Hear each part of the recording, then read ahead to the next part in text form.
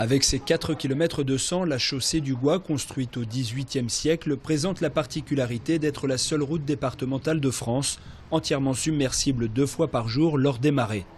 Depuis toujours, la traversée au péril de la mer a rendu ce lieu unique, historique et pittoresque. C'est du moins sur la base de ces 2 critères que sera demandé le classement du site.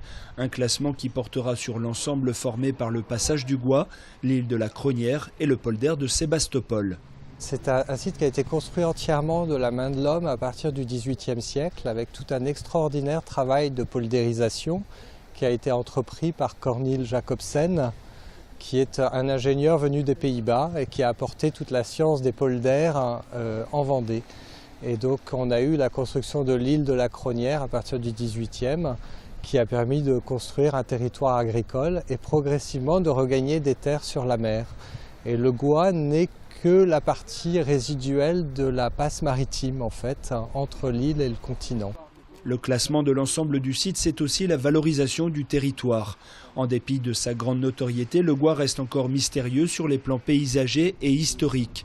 Des parcours thématiques et des outils pédagogiques devraient donc voir le jour pour permettre au public de mieux appréhender les lieux. Une protection accrue, certes, mais sans pour autant perturber les activités agricoles et touristiques liées au site.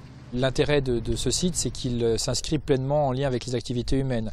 Et donc il ne s'agit pas de faire un classement pour interdire ensuite aux personnes de venir y pratiquer leurs activités habituelles, évidemment avec peut-être un certain nombre de prescriptions, de préconisations, comme tout site classé mérite d'être pris en considération. Ce sera surtout un moyen supplémentaire de faire comprendre, découvrir cette histoire et de renforcer encore un peu plus l'attrait du site pour nos visiteurs. Depuis 2 ans, des réunions du comité de pilotage sont organisées pour aboutir à une parution du décret du classement du site pour 2016.